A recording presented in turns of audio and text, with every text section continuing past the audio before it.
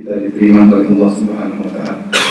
Salawat dan salam tercurahkan selalu kepada junjungan kita, cintaan kita Nabi Muhammad sallallahu alaihi wasallam dan juga kepada keluarganya, serta seluruh sahabat beliau tanpa terkecuali.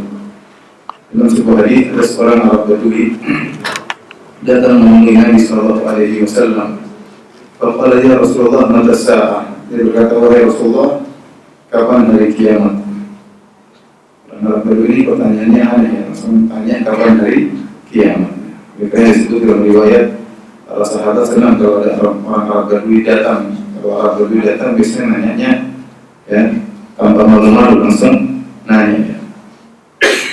Pertanyaan juga perkara yang sangat tidak ada yang bertanya kapan hari kiamat. Dan Nabi SAW tidak tahu kapan hari kiamat. Maka Rasulullah SAW tidak menjawab pertanyaan Arab Badui ini. Tapi Rasulullah SAW balik bertanya kepada dia. Kata Rasulullah SAW, wa madza a'dadta laha? Apa yang kau siapkan untuk bertemu dengan hari tersebut? Karena siapa pasti terjadi. Kita akan dibangkitkan oleh Allah Subhanahu wa Ta'ala. Wa anna sa'ata atiyatun la raiba fiha. Hari kiamat pasti terjadi, tiada keraguan di dalamnya. Maka pertanyaan yang baik bagi Arab Badui, apa yang kau siapkan untuk bertemu dengan hari tersebut? Kata Arab Badui ini, a'dadtu laha, aku mempersiapkan diriku untuk bertemu hari kiamat tidak dengan kathratis salat, wala siyam, wala sadaqah, bukan dengan banyaknya salat, dengan banyaknya puasa, bukan dengan banyak sedekah, walakinni uhibbullaha wa rasulah, tetapi aku cinta kepada Allah dan Rasulnya. Maka Nabi SAW menjawab, ya, anta ma'aman ahbabta, sesungguhnya engkau akan bersama dengan orang yang engkau cintai. Ya. Maka Anas bin Malik yang meriwayatkan hadis ini, sahabat Anas bin Malik, tatkala mendengar perkataan Nabi, anta ma'aman ahbabta, engkau akan dibangkitkan bersama dengan orang yang engkau cintai, maka Anas berkata, fa inni uhibbun nabi wa Abu Bakr wa Umar wa arju an akuna ma'ahum bi hubbi iyyahum wa illa ma'mal bi mithli a'malihim. Kata Anas, sungguhnya aku cinta kepada Nabi dan cinta kepada Abu Bakar dan cinta kepada Umar, dan aku berharap bisa berkumpul dengan mereka dengan kecintaanku kepada mereka meskipun aku tidak bisa beramal seperti amalan mereka. Dan hadis ini adalah hadis yang menjelaskan tentang keutamaan seorang mencintai Nabi Shallallahu Alaihi Wasallam. Dan Arab Badui ini dia tidak banyak sholat, dia tidak banyak sedekah, dia sholat, dia puasa, dia sedekah, namun tidak banyak. Namun ada amalan yang dia andalkan, itu cinta kepada Nabi Shallallahu Alaihi Wasallam. Disebutkan dalam riwayat yang dhaif, riwayat yang lemah sebagaimana disebutkan oleh Hafiz Ibnu Hajar rahimahullahu taala, Arab Badui inilah yang dia setelah bertanya kepada Nabi, kemudian dia pergi ke pojok masjid, kemudian dia kencing di Masjid Nabawi, sehingga orang-orang pun pada ngamuk ingin marah sama dia. Rasulullah mengatakan, jauh, biarkan dia kencing sampai selesai. Setelah dia sudah selesai, maka Rasulullah memerintahkan untuk mengambil seember air lalu ditumpahkan kepada bekas kencingnya tadi. Dan saking Arab Badui ini cinta kepada Nabi sampai dia berdoa, Allahumma arhamni wa Muhammadan wa la tarham ma'ana ghairana. Ya Allah, sayangilah aku, rahmatilah aku dan Muhammad saja, yang lain tidak usah. Ini Rasulullah SAW tergulir. Rasulullah SAW adalah hajir wasian, jangan kau sempitkan rahmat Allah yang luas. Ya. Ini adalah tentang utama cinta kepada Nabi SAW yang dipahami oleh para sahabat. Oleh karenanya Anas berkata, saya cinta kepada Nabi, cinta kepada Abu Bakar dan Umar, dan saya harap berkumpul dengan mereka meskipun tidak bisa beramal seperti mereka. Kita sebagai umat Islam ya berusaha untuk mengenal sosok Nabi Sallallahu Alaihi Wasallam, karena cinta kepada Nabi hukumnya wajib. Dalam hadis kata Rasulullah SAW, la yu'minu ahadukum hatta akuna ahabba ilaihi bi waladihi wa walidihi wan nasi ajma'in. Tidaklah beriman salah seorang kalian sampai aku lebih dia cintai daripada anaknya, daripada orang tuanya, daripada seluruh manusia. Nabi yang harus lebih dia cintai. Bahkan dalam sebagian riwayat harus lebih dia cintai daripada dirinya sendiri. Umar bin Khattab pernah berkata, ya Rasulullah, la anta ahabbu ilayya min kulli syai'in illa min nafsi. Kata Umar, wahai Rasulullah, engkau lebih aku cintai dari segala sesuatu kecuali diriku. Artinya aku lebih cinta diriku daripada anda, wahai Rasulullah. Kata Rasulullah SAW, la ya Umar, belum ya Umar, belum sempurna iman. Hatta akuna ahabba ilaika min nafsik, sampai aku lebih cintai daripada dirimu sendiri. Maka kata Umar, al-an ya Rasulullah, sekarang wahai Rasulullah, la anta ahabbu ilayya hatta min nafsi, engkau lebih aku cintai daripada diriku sendiri. Oleh karenanya ini yang dipraktikkan oleh para sahabat luar biasa. Ya, mereka benar-benar cinta kepada Nabi SAW, mengorbankan jiwa dan raga mereka untuk Rasulullah SAW. Ya, bagaimana Abu Bakar radhiyallahu anhu yang menginfakkan seluruh hartanya kepada Nabi SAW. Ya, kata Umar radhiyallahu anhu, ya, amrana Nabi SAW bis sadaqah. Rasulullah SAW memerintahkan kami untuk bersedekah. Fawafaqa dzalika malan indi, maka kebetulan saya punya duit ketika itu, punya harta, kata Umar. Kemudian kata Umar, ya, sa'asbiqu Abu Bakr al-yawm in sabituhu yawman. Kata Umar, hari ini saya akan melombai mengalahkan Abu Bakar. Kalau saya bisa mengalahkan dia dalam beramal, ini kesempatanku kali ini. Maka Umar pun mensedekahkan setengah hartanya kepada Nabi. Rasulullah SAW bertanya, ma abqaita li ahlik, apa yang kau sisakan buat keluargamu? Kata Umar, mithlahu, ya Rasulullah, saya sisakan seperti ini. Jadi setengah buat engkau dan setengah buat keluargaku. Maka datang Abu Bakar, fatasaddaqa bi kulli ma indahu. Maka Abu Bakar pun bersedekah dengan seluruh hartanya. Ya, Umar kalah lagi. Kemudian Rasulullah SAW bertanya, ma abqaita li ahlik, apa yang kau sisakan untuk keluargamu, wahai Abu Bakar? Kata Abu Bakar, abqaitu lahumullah wa rasulah.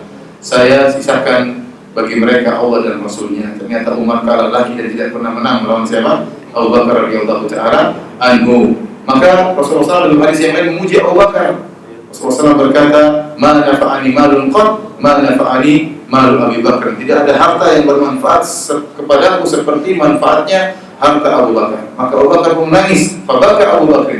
Abu Bakar radhiyallahu anhu menangis. Dan dia berkata, ya Rasulullah, ma ana wa nafsi illa laka. Ya Rasulullah, tidaklah ma mali wa nafsi illa, tidaklah hartaku dan jiwaku kecuali untuk engkau, wahai Rasulullah sallallahu alaihi wasallam. Tatkala dalam perang Uhud, Rasulullah SAW berperang, kemudian Rasulullah SAW dikepung oleh orang-orang musyrikin. Kemudian Rasulullah SAW menyeru, man yudafi'uhum anna fa huwa rafiqi fil jannah. Kata Rasulullah SAW, barang siapa yang menolak mereka untuk membelaku, maka dia akan menjadi temanku di surga. Maka para sahabat berdatangan, mereka ingin mati di hadapan Nabi sallallahu alaihi wasallam, ingin mengusir musuh-musuh Allah untuk membela Rasulullah SAW. Sampai ada sebagian sahabat yang membalikkan badannya agar hujan anak panah mengenai tubuhnya, tidak mengenai Rasulullah SAW. Ya. Begitu cintanya para sahabat kepada Nabi SAW. Ini dilihat oleh Abu Sufyan dan yang lainnya. Rasulullah SAW, bagaimana para sahabat kalau begitu tunduk kepada Nabi SAW. Sampai Rasulullah SAW kalau buang ludah, mereka perebutkan ludah Nabi SAW. Kenapa? Ludah Nabi SAW berkah, dan mereka ambil ludah tersebut, ya. Mereka mengusap ludah tersebut ke tubuh mereka karena kecintaan mereka kepada Rasulullah SAW. Para hadirin dan hadirat yang dirahmati oleh Allah Subhanahu wa taala, menjadi masalah, ya, kita kurang begitu cinta kepada Nabi, atau cinta kita ada tetapi tidak kurang sempurna dan sangat kurang, ya. Kenapa? Karena di antara sebabnya kita kurang mengenal sosok Nabi Sallallahu Alaihi Wasallam. Kita anak muda sekarang kalau ditanya tentang Rasulullah SAW, mereka tidak tahu. Ya. Mereka cuma tahu Muhammad. Ya. Nama bapaknya Rasulullah SAW pun mungkin tidak tahu. Nama kakeknya Nabi SAW pun tidak tahu. Ya. Mereka tidak mengenal sahabat-sahabat Nabi Sallallahu Alaihi Wasallam. Yang mereka cintai justru orang-orang non-Muslim terkadang. Terkadang mereka tempel di tempat tidur mereka, di kamar mereka, poster-poster para artis-artis, para penyanyi, para rocker, ya, para tukang maksiat, tukang minum bir yang mereka, ya, tempel di kamar-kamar mereka, yang bertato, yang macam-macam. Sehingga itulah yang mereka tiru. Karena seorang itu punya tabiat meniru orang yang dia cintai. Seorang itu punya tabiat meniru orang yang dia cintai. Kalau dia ikut rocker, kemudian ada tatonya di sebelah kanannya, ikut tatoan juga, kalau rambutnya modelnya dia ikut juga, ya. Padahal Rasulullah SAW bersabda, almar'u ma'aman ahad, seorang itu akan dikumpulkan pada hari kiamat dengan orang yang dia cintai. Maka jangan sembarang Anda meletakkan cinta Anda dengan salah mencintai. Para hadirin dan hadirat yang Allah Subhanahu wa taala, kalau kita menelusuri bagaimana akhlak Nabi, bagaimana sosok Nabi, maka Nabi adalah orang yang terpaksa kita harus cinta kepada Nabi. Dan kenapa? Para ulama mengatakan kenapa kita harus lebih cinta kepada Nabi daripada ayah kita, daripada anak kita, daripada seluruh manusia. Karena jasa Nabi yang luar biasa. Nabi SAW berjuang, ya, berdakwah, dituduh dengan tuduhan yang tidak-tidak, dituduh sebagai orang gila, sebagai dukun, sebagai penyihir, ya, sampai dilempari dengan batu sehingga berdarah, terluka sampai gigi beliau patah, wajah beliau berlumuran darah, diusir ya dari kaumnya, dimusuhi oleh pamannya ya. Abu Lahab waktu Nabi SAW berdakwah, Abu Lahab ngekor dari belakang. Rasulullah SAW ceramah, kemudian dilempari Abu Lahab. Setelah Rasulullah SAW ceramah, Abu Lahab juga ceramah ya. Jadi habis Nabi ceramah, Abu Lahab juga ceramah ya. Dan ini paman Nabi, apa kata orang? Ini orang dimusuhi sama pamannya sendiri, dimusuhi oleh pamannya sendiri. Waktu Rasulullah SAW naik ke Bukit Sofa, Rasulullah SAW mengatakan, wahai kaumku, kalau saya kabarkan di balik bukit ini ada pasukan yang akan menyerang kalian, akuntum musaddiqiyya, apa kalian akan benarkan aku? Kata mereka dengan serentak, ma jarabna 'alaika kadhiba. Kami tidak pernah tahu engkau dusta wahai Muhammad, kau selalu jujur. Kalau begitu kata Muhammad, kalau kalian tahu saya jujur, saya akan kabarkan kepada kalian bahwasanya kalau kalian tidak beriman akan ada azab yang pedih di hadapan kalian. Maka tatkala itu Abu Lahab yang pertama kali mencela Nabi. Dia berkata, ya Muhammad, ali hadza jama'tana tabban laka sa'iral yaum. Kata dia, wahai Muhammad, cuma gara-gara ini kau kumpulkan kami seluruhnya orang Quraisy, celaka engkau ya. Dia mengadakan permusuhan kepada ponakannya sendiri. Dan demikianlah Rasulullah SAW ya, diganggu oleh kaum muslimin sampai terusir dari negerinya sendiri, semuanya untuk mendakwahkan Islam sehingga kita pun merasakan kenikmatan dan kebahagiaan Islam. Maka jasa Nabi luar biasa. Dengan kita mengenal Islam, maka kita akan merasakan kebahagiaan di dunia dan kita akan merasakan kebahagiaan abadi di akhirat kelak, dijauhkan dari siksaan yang abadi di neraka jahanam dan mendapatkan kebahagiaan yang abadi di akhirat kelak. Karenanya itulah yang menyebabkan kenapa kita harus cinta kepada Nabi lebih daripada yang lainnya, karena jasa Nabi yang sangat besar. Kalau orang punya jasa sama kita, kita cinta sama dia. Apalagi jasanya seperti Rasulullah SAW. Para hadirin dan hadirat yang dirahmati Allah Subhanahu Wa Taala, tentunya kalau kita mengaku cinta kepada Nabi SAW, ya, harus ada bukti. Banyak orang mengaku cinta kepada Nabi SAW, namun tidak ada buktinya. Tidak ada perilaku Nabi yang diikuti, tidak ada sunnah-sunnah Nabi yang diikuti, kemudian dia mengaku cinta kepada Nabi. Bahkan dia melakukan perkara-perkara yang menyelisih ajaran Nabi SAW. Maka ini cinta yang bertepuk sebelah tangan. Apa kata seorang penyair? Kullun yadda'i waslan bi Laila wa Laila la tuqirruhum bidzaka. Banyak orang ngaku-ngaku punya jalinan kasih dengan cinta kasih dengan si Laila, namun Laila tidak kenal mereka semua. Ya. Kenapa? Karena tidak ada buktinya. Ya. Kalau hanya mengaku-ngaku, banyak orang mengaku-ngaku orang pada Allah. Ya. Allah sebutkan dalam Al-Quran. Ya. Waqalatil yahudu wan nasara nahnu abna'ullahi wa ahibba'u. Orang Yahudi dan Nasrani berkata, kami ini adalah kekasih-kekasih Allah. Kami ini kekasih-kekasih Allah. Allah bantah. Qul falima yu'adzibukum bidunubikum. Kalau Allah cinta kepada kalian, kenapa kalian disiksa oleh Allah Subhanahu Wa Taala? Ya. Ada orang-orang mengaku cinta kepada Allah, maka Allah turunkan sebuah ayat dalam Al-Quran dalam surat Ali Imran yang disebut dengan ayatul imtihan, ayat ujian.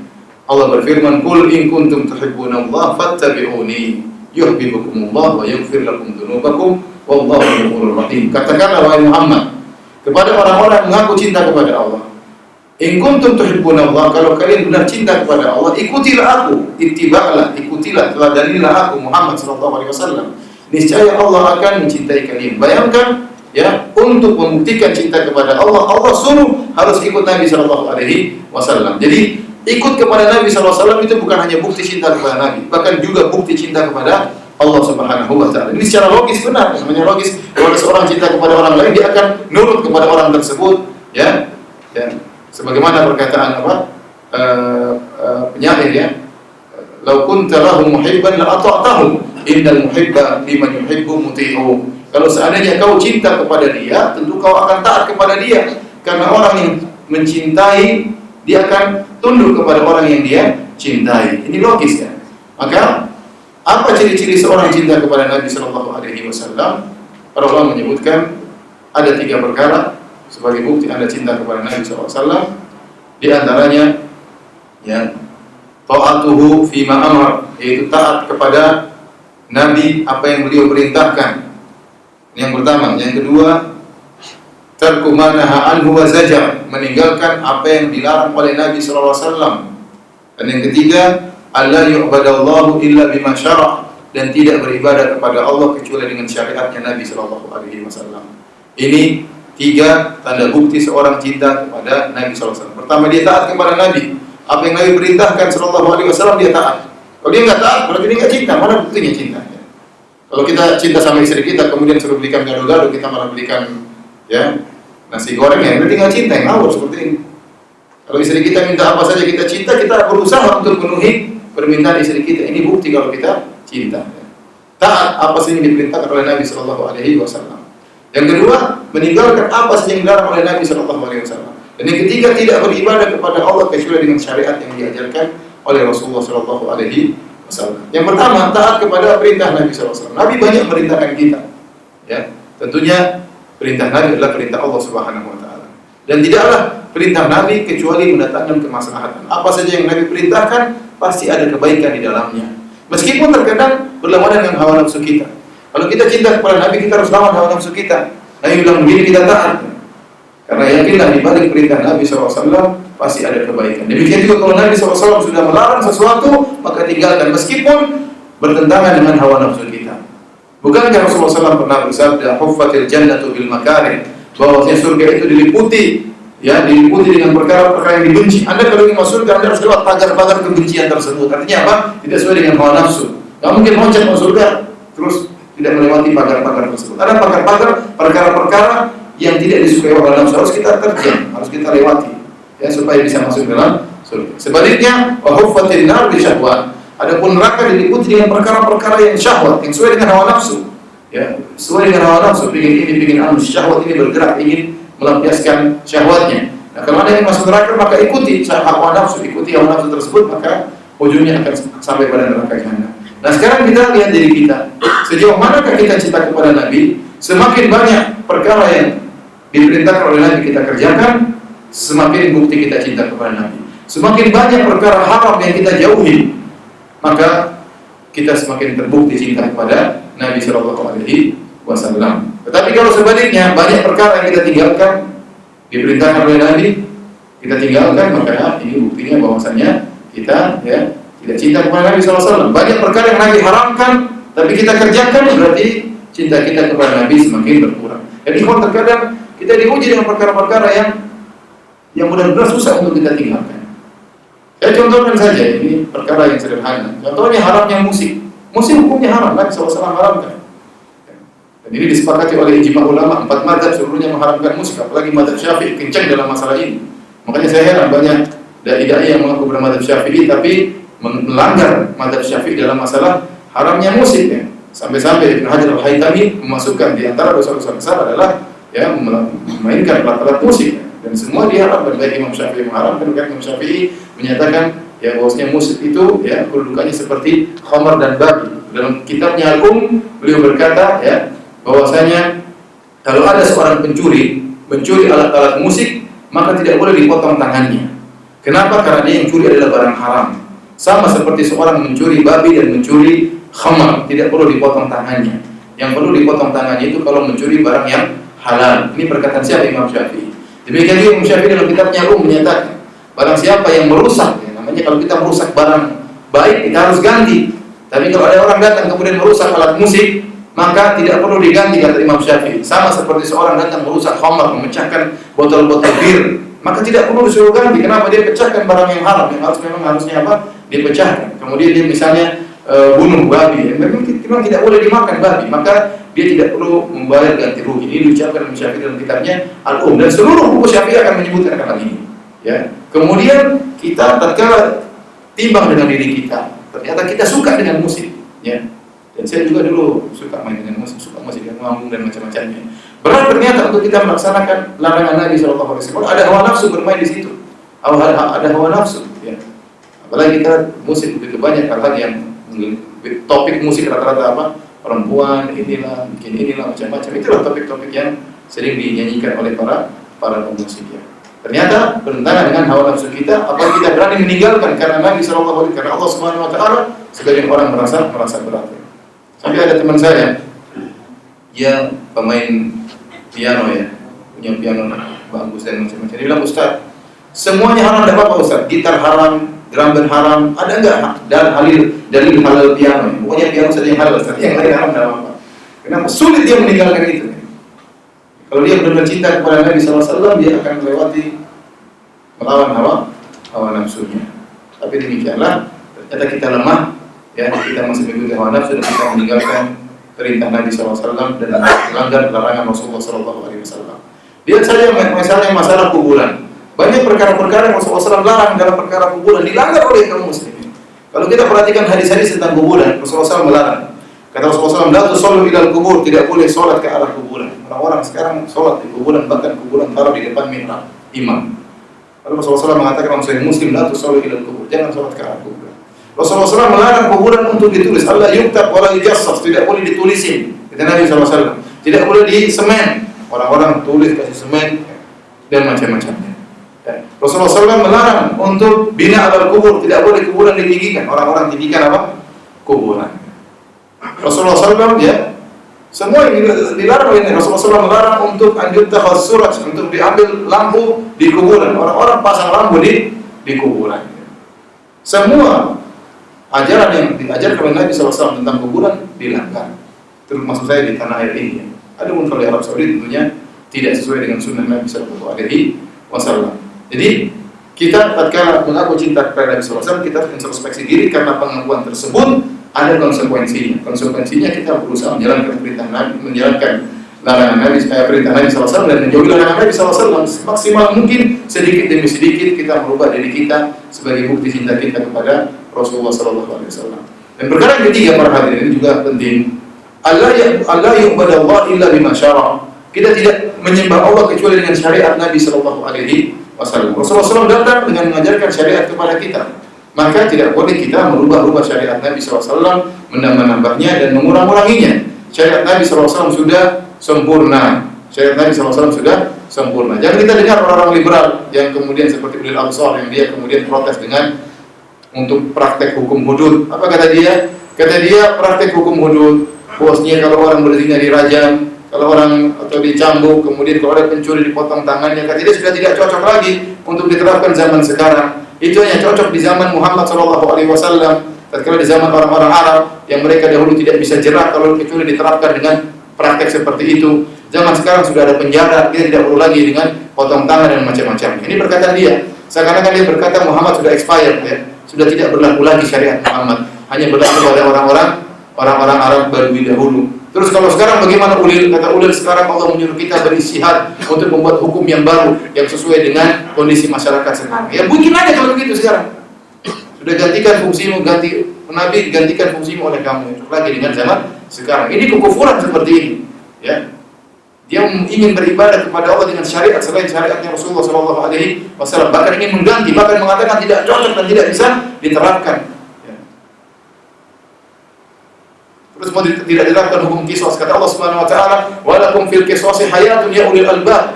Dalam praktek kisos itu ada kehidupan. Ini kata Allah dalam Al-Qur'an. Kemudian kata dia tidak boleh diterapkan. Gimana?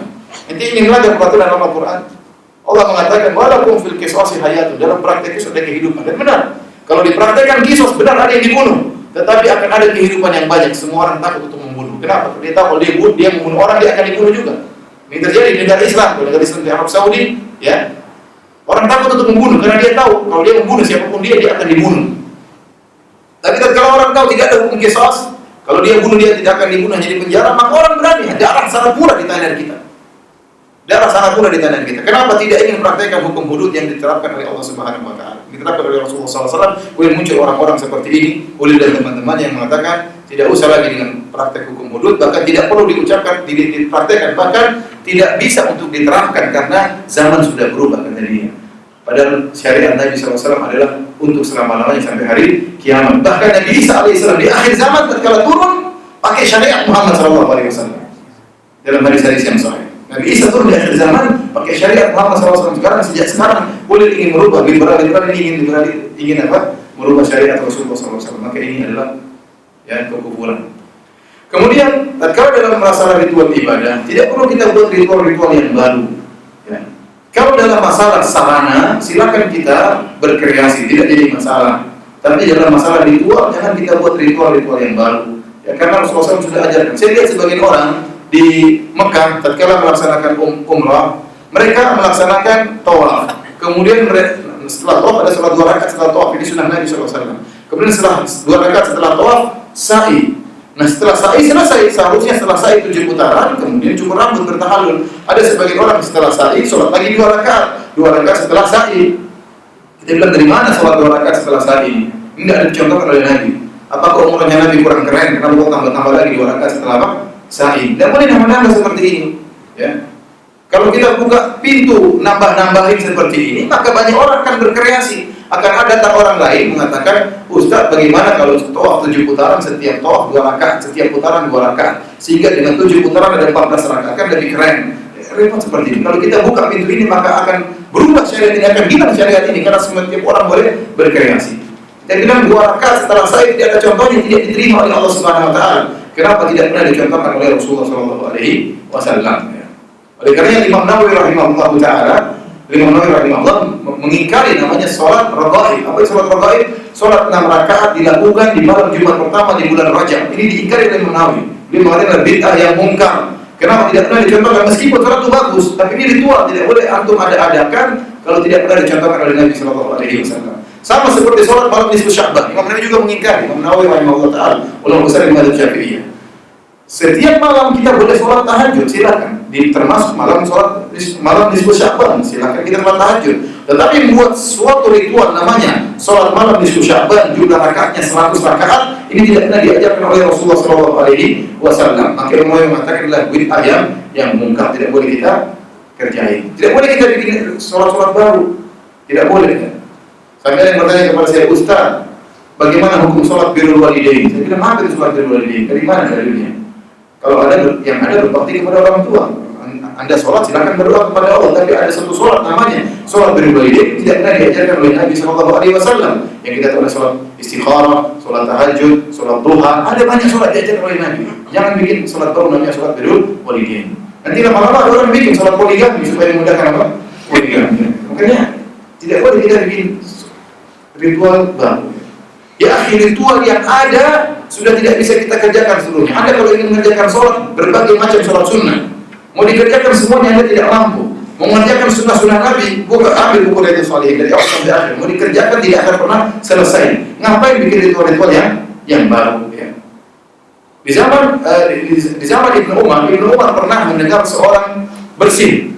Orang ini bersin, waktu dia bersin, alhamdulillah. Setelah dia bersin, setelah dia mengucapkan alhamdulillah, dia bersolawat, dia mengatakan Allahumma shalli ala Muhammad wa sallam ala Rasulillah.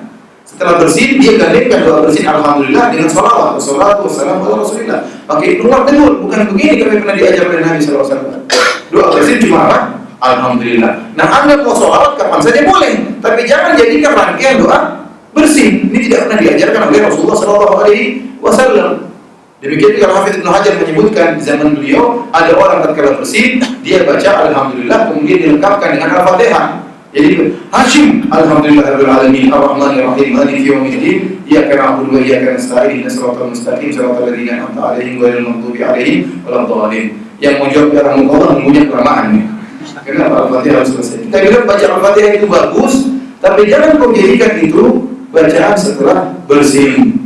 Ya, siapa yang bilang harus lengkap Al-Fatihah? Rasulullah mengajarkan sederhana alhamdulillahirabbil jangan kau lanjutkan dengan Al-Fatihah sampai selesai. Nanti ada yang lanjutkan lagi waladhdallin amin alif lam mim dzalikal kitabul la raiba fihi seterusnya. Dan boleh kata-kata ritual kita buat hal-hal yang baru yang tidak diajarkan oleh Nabi sallallahu alaihi wasallam. Adapun masalah sarana silakan Anda berkreasi ya. Contohnya ya, sarana misalnya ceramah pakai mic, ceramah pakai video ya, ini boleh-boleh saja, ini bukan ritual. Contohnya seorang menggunakan tasbih untuk ngitung, nggak apa-apa, ini bukan ritual. Kalau meyakini pakai tasbih lebih afdal daripada jari, itu baru ritual, nggak boleh. Tapi kalau hanya tasbihnya sekedar alat untuk hitung, nggak ada masalah. Siapa yang marah nggak jadi masalah, ya? Karena itu hanya sebagai apa? Sarana, ya. Oleh karenanya para hadirin Allah Subhanahu Wa Taala, tatkala kita beribadah kepada Allah pun kita berusaha mengikuti sunnah Nabi Sallallahu Alaihi Wasallam. Tidak perlu kita buat ritual-ritual yang baru, yang ritual-ritual yang jelas ada saja sudah tidak bisa kita selesaikan. Ya, makanya dalam masalah ibadah tidak perlu kita spekulasi, yang jelas-jelas masih ada. Jangan kita lakukan hal yang tidak pernah diajarkan oleh Rasulullah Sallallahu Alaihi Wasallam. Demikianlah para hadirin ya dan hadirat yang saya sampaikan pada kesempatan hari ini. Semoga Allah menjadikan kita hamba-hambanya yang cinta kepada Rasulullah SAW dan semoga kita dikumpulkan dengan beliau di hari kiamat kelak di surganya ya dengan kenikmatan yang abadi. Allah Ta'ala bisawab. Kalau ada yang bertanya saya persilakan, baik yang berkenaan materi atau di luar dari materi.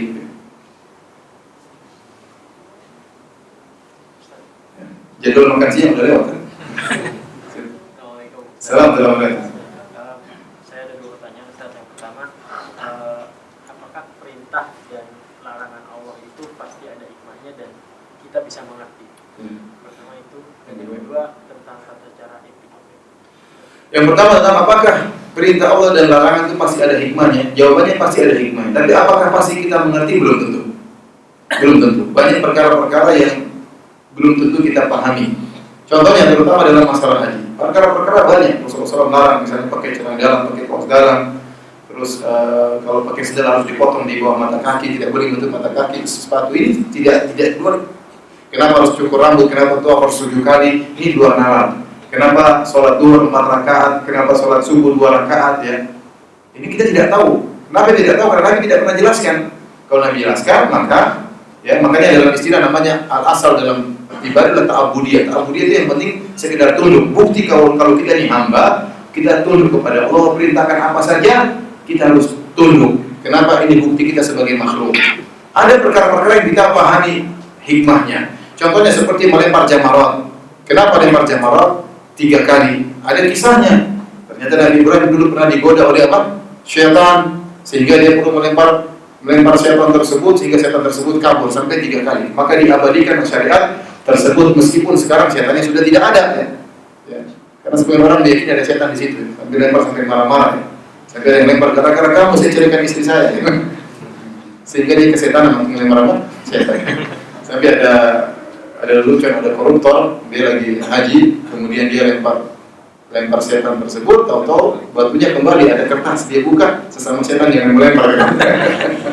Jadi contohnya kenapa kita saat itu juga ada sejarahnya. Siti Hajar waktu cari air makanan, cari teman untuk Nabi Ismail. Ya, terkadang ada yang di luar nalar kita. Contohnya orang-orang Yahudi pernah dilarang oleh Allah untuk mengambil ikan pada hari Sabtu. Allah sebut dalam Al-Quran, was'alhum 'anil qaryati allati kanat hadiratal bahri idh ya'duna fi sabti idh ta'tihim hitanuhum yawma sabtihim syurra'a wa yawma la yasbituna la ta'tihim kadzalika nabluhum bima kanu yasbun. Kata Allah, tanyakanlah kepada orang-orang Yahudi tentang nenek moyang mereka. Orang Yahudi suka bangga dengan nenek moyang mereka. Kata Allah, tanya nenek moyang kalian banggakan. Bukankah di antara mereka yang ada yang pernah menjadi monyet? Ya, kenapa jadi monyet? Idh ya'duna fi sabti, karena mereka melakukan pelanggaran di hari Sabtu. Allah larang mereka untuk mengambil ikan pada hari Sabtu. Namun pada hari Sabtu, ikan syurra. Hari Sabtu ikan datang banyak, loncat-loncat di atas permukaan air, permukaan laut. Sementara hari Minggu, Senin, Selasa, Rabu, Kamis, Jumat ikan-ikan sembunyi. Sehingga akhirnya orang Yahudi melakukan trik bagaimana ikan-ikan tersebut bisa ditangkap meskipun tidak kerja hari Sabtu. Akhirnya pada hari Jumat mereka buat lubang di pinggir pantai, lubang yang besar, ya. Kemudian tatkala hari Sabtu air tinggi dan banyak ikan-ikan tersebut terjebak dalam lubang tersebut. Kemudian mereka ngambilnya hari apa? Hari Ahad. Jadi saatnya tabibur, ya. Kalau kita mau debat orang Yahudi, dia akan bilang, kenapa dilarang hari Sabtu ngambil ikan? Apa masalah ikannya beracun? Jawabnya tidak. Tapi memang Allah ingin menguji mereka supaya mereka apa? Tunduk kepada Allah Subhanahu wa taala. Contohnya seperti himar ahliyah. Himar ahliyah itu dari negeri dulu halal. Kapan diharamkan? Diharamkan waktu perang Khaybar. Kapan diharamkan? Tidak sejak awal. Waktu itu perang Khaybar Rasulullah SAW menyerang berhari-hari, mereka Rasulullah SAW berminggu-minggu menyerang orang-orang Yahudi di Khaybar karena mereka punya benteng sampai 9 benteng. Dari benteng 1 Rasulullah SAW pindah kepada benteng berikutnya, pindah kepada benteng berikutnya. Mereka tidak jatuh-jatuh sampai benteng yang 9 kalau nggak salah. Waktu itu Rasulullah SAW sedang kelaparan, musim dingin, kelaparan, para sahabat kelaparan. Nah, para sahabat motong himar keledai negeri, dipotong, dikuliti, dipotong pincang-pincang, dimasak, dikidir, dimasak, dipancing. Sudah kemudian dia bakar api. Setelah matang, siap dimakan, mereka sedang puncak-puncak kelaparan, tiba-tiba datang pengharaman. Datang putusan Nabi, ala inna apa namanya? Innal humurul ahliyah qad hurrimat. Ketahuilah bahwasanya keledai negeri telah diharamkan. Padahal diharamkannya kapan? Pas lagi lapar, pas sudah matang. Kenapa tak diharamkan sejak awal? Memang Allah ingin uji. Memang Allah ingin apa? Uji mereka. Diharamkannya bukan lagi sebelumnya. Coba dari awal, tidak usah potong-potong, ini sudah gila-gila, sedang makan, tinggal makan, sedang lapar, 3 tahun, hukumnya apa? Haram. Jadi, namun kebanyakan yang perkara-perkara yang dilarang itu ada hikmahnya, kita tahu, ini kebanyakannya. Tapi ada perkara-perkara yang di luar daripada nalar kita, kalau kita nggak tahu, tetap aja kita jalankan perintah Allah Subhanahu wa Ta'ala. Contohnya, Rasulullah SAW sebutkan terkadang hikmahnya.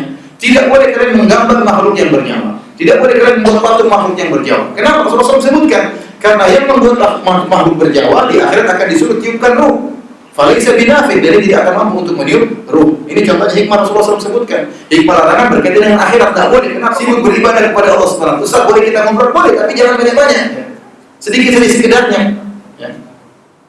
Dan tidak perlu kita tapi kalau itikaf kemudian bisnis terus, kemudian itu bukan itikaf namanya. Kantor pindah ke masjid. Atau kemudian itikaf, kemudian mengajak orang-orang 5 orang, kemudian bawa makanan rame-rame seperti teh, kemudian ngobrol bareng-bareng, ini orang kopi pindah ke masjid. Ini kurang pas ya. Harusnya kita sibuk beribadah dan saya baca Quran, saya juga baca Quran, kamu baca tafsir, masing-masing sibuk. Ngobrol sekali-sekali apa untuk menghilangkan apa? Kebosanan. Bukan kemudian itikaf, Facebook jalan terus, WhatsApp jalan terus, semua jalan terus. Ini itikaf enggak kurang seret seperti ini. Ini hakikat daripada itikaf, seorang berusaha untuk berkhalwat berdua-duaan dengan Allah Subhanahu wa taala ya. Kalau dia melakukan hal yang lain maka berkurang pahala itikafnya.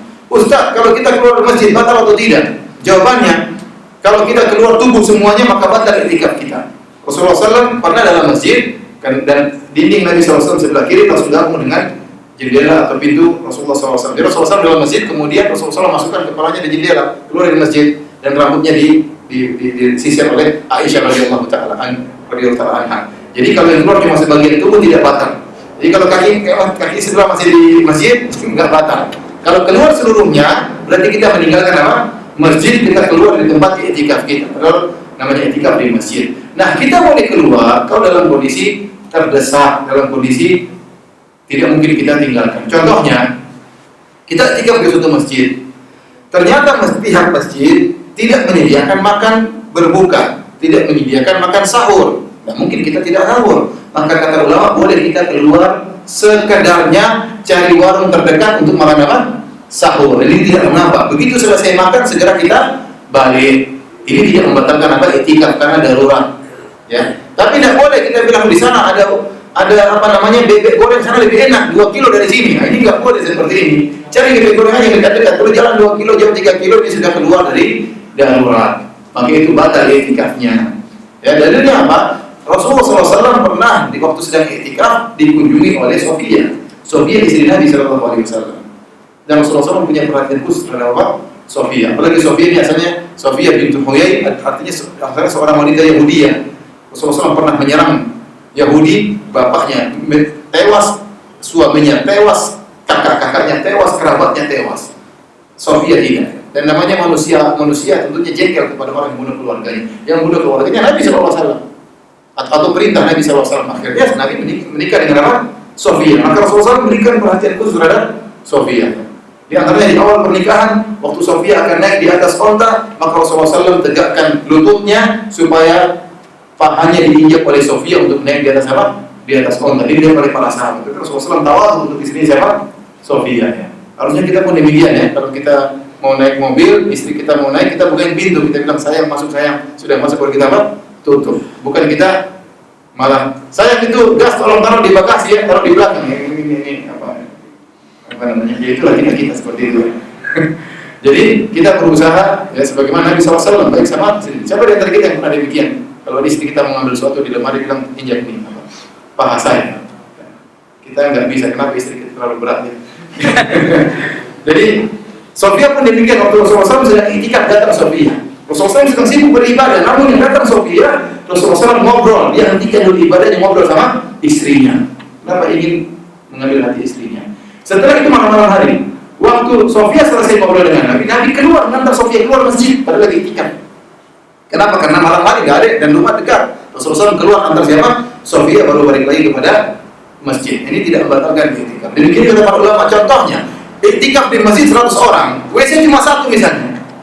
Bagaimana mau ngantri? Nggak bisa. Maka dia buang air di rumah dia. Nggak apa-apa kata para ulama. Kita balik lagi setelah itu. Nggak jadi masalah. Ya, seperti sebagian orang yang i'tikaf di Masjidil Haram, dia sewa kamar 1, ya, karena kalau ngantri ini terlalu lama, maka dia kalau mau buang air dia pergi kemana? Ke WC yang ada di hotel, kemudian balik lagi ke Masjidil Haram. Ini i'tikafnya sah, tidak jadi masalah. Ya, kira-kira begitu. Masjidnya di sini termasuk halaman masjidnya juga apa enggak? Enggak, yang dimaksud dengan masjid adalah masjid dan halaman yang digunakan memang dibangun untuk sholat. Ada masjid yang dibuat pelataran, tapi pelataran itu memang buat apa? Buat sholat. Maka itu tidak mengapa. Bukan pelataran di luar pagar yang memang tidak bukan sholat hanya untuk hiasan masjid. Tapi ini pelataran yang seperti Masjid Nabawi, bagian belakang itu memang buat apa? Sholat. Sebagian ulama maka tidak apa-apa selama itu bagian buat sholat, maka termasuk dari apa? Masjid. Tapi lebih afdal kita masuk dalam pintu biar keluar daripada khilaf. Ya, biar keluar daripada khilaf. Ya. Silakan. Masjidnya yang kecil boleh. Ada khilaf di kalangan ulama, dia mengatakan yang boleh dijadikan tempat i'tikaf adalah masjid jami'. Masjid jami' itu adalah masjid yang ada sholat Jumatnya. Kenapa? Kalau masjid itu tidak ada sholat Jumatnya, maka hari Jumat dia harus keluar dari masjid, maka bisa membatalkan i'tikaf. Ini pendapat sebagian ulama. Namun pendapat yang kuat semua masjid, karena Allah mengatakan wa antum aqifuna fil masajid. Kalian i'tikaf di masjid-masjid. Selama itu statusnya masjid, bahkan musholla itu juga sebenarnya masjid. Musholla itu kan cuma istilah kita, tapi dia masjid. Ada musholla kecil, ya mungkin cukup untuk berapa 30 orang, tapi 5 waktu sholat di situ. Sebenarnya dia itu masjid apa? Masjid kecil itu juga boleh untuk apa? I'tikaf. Jadi tidak harus masjidnya besar. Masjid kecil di kampung yang seperti gini ini sudah sah untuk apa? I'tikaf, tidak jadi masalah. Nah, waktu kita sholat Jumat kita keluar nanti balik lagi, nggak jadi masalah. Sudah? Masih ada lagi? Silakan. Terima kasih Ustaz atas kesempatannya terkait dengan momen sekarang ya, di akhir bulan Ramadan ini banyak sekali orang itu mencari apa? Lailatul Qadar. Iya. Itu Lailatul Qadar itu ada yang bilang kalau dimulai puasanya ya apa Al-Ghazali ya hari Senin maka Lailatul Qadar akan jatuh berdasarkan penelitian yang mungkin bisa beritahu. Saya tanyakan itu Lailatul Qadar itu apakah ada di malam ganjil atau hari terakhir aja? Yang pertama ya. Yang kedua Ustaz mungkin karena Ustaz lagi apa mencari ilmu sampai dokter ya. Secara politis kita ini umat Islam di Indonesia itu besar ya. Tapi perbuatannya kecil baik dari segi ekonomi maupun dari keilmuannya ya. Bagaimana caranya bisa menjadikan media ya, karena sekarang itu media-media itu kan dikuasai oleh non-muslim. Banyak sekali perintis-perintis yang bernapaskan Islami tidak terangkat. Bagaimana kira-kira Ustaz kan sebagai orang intelektual untuk bisa mengimbangi antara media dengan yang ada sebenarnya. Itu aja. Terima kasih. Yang pertama ya, mengenai Lailatul Qadar. Lailatul Qadar tidak ada yang mengetahui kapannya. Dalam Sahih Bukhari dari hadis Ubadah bin Samit radhiyallahu anhu dalam Sahih Bukhari, anna Rasulullah SAW kharaja yukhbiru bi Lailatul Qadar. Rasulullah SAW keluar ingin mengabarkan kapan Lailatul Qadar kepada para sahabat. Fatalaha fulan wa fulan. Tiba-tiba ada 2 orang sedang bertengkar. Maka Rasulullah SAW mengatakan, inni kharajtu li ukhbirakum bi Lailatul Qadar. Wa innahu ta'ala fulan wa fulan. Tapi si fulan dan si fulan bertengkar, farufi'at, sehingga Allah angkat ilmuku tentang kapan Lailatul Qadar. Berkata Nabi SAW, wa asa an yakuna khairan lakum, semoga dihilangkan ilmu tentang Lailatul Qadar lebih baik bagi kalian. Jadi Lailatul Qadar tidak ada yang tahu, Nabi saja pun tidak tahu kapan, ya. Oleh karenanya para ulama mengatakan carilah di 10 malam terakhir. Dan Rasulullah mengatakan demikian, iltamisu fil ashr al-akhir min Ramadan. Carilah Lailatul Qadar di 10 malam yang terakhir, ya. Kemudian Lailatul Qadar pernah terjadi di zaman Nabi di malam 21 dan pernah juga di 7 hari yang terakhir. Ya, dalam hadis disebutkan Rasulullah SAW pernah berkata, saya melihat dalam mimpiku Lailatul Qadar, keesokannya saya sujud di tin wa ma, yaitu di lumpur, karena masjid Nabi kan dari apa namanya? Dari tanah, kalau kena air basah hujan. Ternyata benar, pada malam 21 terjadi hujan. Kemudian besoknya pas sholat subuh, Rasulullah SAW sujud di atas apa? Lumpur. Itu oleh salaf. Berarti tadi malam waktu turun hujan ada Lailatul Qadar. Ini dari bahwa Lailatul Qadar bisa jadi turun apa? Turun hujan, bisa jadi tidak. Kemudian pernah para sahabat waktu itu bermimpi rame-rame, banyak orang sholat mimpi Lailatul Qadar jatuh pada 7 malam terakhir. Maka Rasulullah SAW dalam Sahih Bukhari kata Rasulullah SAW, ini ara anna ru'yakum qad tawatta'at fi sabil awakhir. saya melihat mimpi kalian telah sepakat pada 7 hari terakhir. Faman kana lahu mutaharriyan falyataharrahu fi sabil awakhir. Barang siapa yang mencari Lailatul Qadar, maka cari Lailatul Qadar di 7 malam yang terakhir.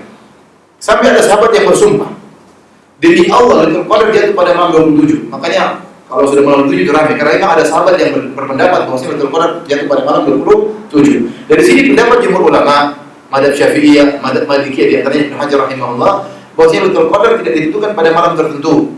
Terkadang tahun ini misalnya malam 29, malam tahun berikutnya pindah ke malam yang lain, malam tahun berikutnya lagi pindah pada malam yang lain, ya. Dan ini pendapat yang kuat, ini pendapat jumhur ulama. Karena di zaman lain pernah terjadi pada malam 7 hari terakhir dan pernah terjadi pada malam 21, ya. Oleh karenanya kita tidak tahu kapan Lailatul Qadar, tapi barang siapa yang 10 hari terakhir beribadah dengan tekun, pasti dia mendapatkan Lailatul Qadar. Pasti dia mendapatkan Lailatul Qadar. Dan Allah mengatakan Lailatul Qadar khairun min alfi syahr. Lailatul Qadar lebih baik daripada 1000 bulan. Artinya apa ya, Ikhwan? Kalau malam itu 10 jam, kemudian kebetulan kita di Lailatul Qadar, kita baca Al-Qur'an 1 jam, seakan-akan kita baca Quran 8,3 tahun. Ya. Kalau kita zikir kepada Allah 1 jam, seakan-akan kita zikir 8,3 tahun. Ini sekedar ilustrasi saja. Artinya seorang semangat, terutama malam-malam ganjil di 10 malam terakhir. Namun kapannya kita tidak tahu. Kita tidak tahu dengan pasti. Mungkin ada firasat, mungkin ada mimpi, dan terjadi seperti para ulama ada yang mimpi tadi malam Lailatul Qadar. Ada yang bermimpi, ada firasat kayaknya dia bahagia sekali malam tersebut, kayaknya dia semangat sekali beribadah, ya. Mudah-mudahan itu malam Lailatul Qadar, namun untuk memastikan tidak ada dalilnya, Adapun yang kedua, mengenai apa yang menimpa kaum muslimin, kita sebenarnya untuk bisa, kita dari dua sisi, ya. Jadi kita disuruh mempersiapkan kekuatan fisik dan kekuatan iman. Makanya Allah suruh kekuatan fisik, kata Allah Subhanahu wa taala, wa'idul lahum mastata'tum min quwwah. Siapkanlah kekuatan kalian semampu mungkin, semaksimal mungkin. Mirbatil khair, dengan kuda-kuda pilihan. Ini konteks terjadi di zaman Rasulullah SAW. Allah suruh siapkan kekuatan. Kata Nabi SAW, ala fa inna quwwatar ramy. Ketahuilah bahwa kekuatan yang dimaksud oleh Allah adalah anak panah. Kata para ulama, anak panah adalah senjata tercanggih di zaman Nabi. Dan kuda adalah hewan tunggangan tercanggih, mobil tercanggih di zaman Nabi SAW. Jadi Allah menyuruh kita untuk persiapkan kekuatan yang tercanggih secara fisik. Kalau punya senjata, carilah senjata tercanggih. Kalau punya kendaraan yang tercanggih. Ini fisik kita berusaha menyiapkan. Kemudian yang paling utama lagi adalah masalah iman. Masalah iman, ya. Ya ikhwan, seandainya kita pun akhirnya dikuasai orang kafir. Seandainya kita dibunuh oleh orang kafir, sementara kita beriman, gak jadi masalah. Sementara kita meninggal dalam kondisi apa? Beriman. Oleh karena Nabi pun terkadang dalam suatu kondisi, akhirnya tidak bisa mengalahkan Fir'aun, dan dia disuruh oleh Allah untuk kabur, lari. Kenapa? Karena tidak secara kekuatan tidak mungkin. Sama seperti Ashabul Kahfi mereka sendiri cuma 7 orang yang beriman, lainnya semua kafir. Maka mereka kabur. Allah tidak suruh perang, tidak mampu, ya. Maksud saya, kita sekarang apa yang kurang bagi kita di Indonesia? Yang kurang itu iman. Saya mohon maaf kalau kita bandingkan dengan Saudi, apa kurangnya Saudi dengan Indonesia? Lebih kaya Indonesia. Saudi cuma punya minyak. Indonesia semuanya ada, ya. Ekspor minyak ada, ekspor ikan ada, emas juga punya banyak, perak juga banyak, ya. Triplex kayu juga banyak, sampai ekspor TKW juga banyak, ekspor TKI juga banyak, semuanya diekspor. Hebat. Cuma kurang apa? Kurang jujur aja itu masalahnya. Jujurnya kurang. Seandainya jujurnya ada, kita lebih hebat daripada Arab Saudi, daripada yang lain. Sehingga yang satu jual milik negara, satu jual aset negara, satu korup untuk itu. Makanya Rasulullah SAW itu dalam hadis yang sahih bahwasanya orang yang seperti ini tidak akan masuk surga. Kenapa? Dia membahagiakan dirinya dengan mengorbankan kebahagiaan banyak orang. Ya. Dia menguasai instansi tertentu, kemudian diambil untuk mengkorbankan untuk harta dia sendiri. Banyak orang terkorbankan, maka karena dia merebut kebahagiaan orang untuk kebahagiaan dia di dunia, di akhirat Allah akan ambil kebahagiaan dia, tidak akan beruntung di akhirat kelak. Maka maksud saya, memang semuanya masalahnya kompleks. Maka masing-masing kita berusaha untuk melakukan yang terbaik. Anda kalau sebagai pegawai pemerintah bekerja dengan yang terbaik, Anda sebagai dai jadi yang terbaik, Anda sebagai pekerja di media sosial maka berusaha yang terbaik. Ya. Perkara yang tidak mudah seperti kita bayangkan. Tapi yang paling penting terkadang menurut saya begini, kalau kita tidak bisa mikir yang besar, kata para ulama, mikir yang kecil, skop kecil. Kalau sekarang pikir gimana merubah, susah, ya. Tapi bagaimana kita dulu berubah, bagaimana istri kita berubah, ini yang bisa kita sampaikan. Anda beriman, istri Anda beriman, anak beriman, insya Allah, Ya, apapun yang terjadi nggak jadi masalah, yang penting Anda beriman. Ya, mau menang, mau jaya Islam, nggak jaya Islam, yang penting Anda beriman kepada Allah Subhanahu Wa Taala. Sudah habis waktunya? Masih ada? 5 menit lagi. Satu pertanyaan lagi? Sudah tidak ada? Masih ada? Oh, di kertas. Kalau kita datang ke masjid sudah setelah Isya, tidak sampai subuh, apakah disebut i'tikaf juga? Menurut pendapat yang kuat ini bukan i'tikaf. Karena Anda masuk sudah lewat apa? Ya, setelah Isya. Tetapi keberadaan Anda di masjid tetap berpahala, tapi tidak disebut apa? I'tikaf. Saya baru masuk ke masjid jam 10 Ustaz. Ya udah terus zikir, kemudian saya tidur bangun subuh. Dan pahala insya Allah dapat pahala. Meskipun bukan pahala apa? I'tikaf, tapi Anda berada di masjid dalam rangka untuk ibadah kepada Allah sudah pahala tersendiri. Meskipun tidak disebut dengan apa? I'tikaf. Kalau ada pengajian di masjid tadarus bersama saat i'tikaf bagaimana? Jadi masalah i'tikaf bukan berarti terkadang kita melakukan pengajian yang jadi masalah, terkadang diskusi yang penting agama. Yang penting kita tidak berbicara tentang apa? Dunia. Tapi harus ada waktu kita berdoa dengan Allah. Ada waktu kita sendiri baca Quran sendiri. Pengajian juga jangan terus-terusan, pengajian 1 jam sudah selesai. Sisa waktunya kita apa? Berzikir kepada Allah.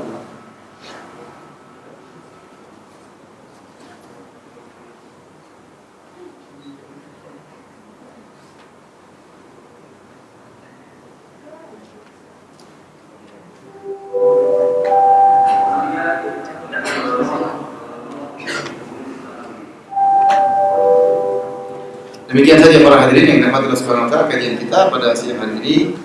Semoga Allah Subhanahu wa taala sebagaimana mengumpulkan kita di masjid ini, semoga Allah mengumpulkan kita di surganya kelak. Amin ya rabbal alamin. Wabillahi taufiq wal hidayah. Assalamualaikum warahmatullahi wabarakatuh.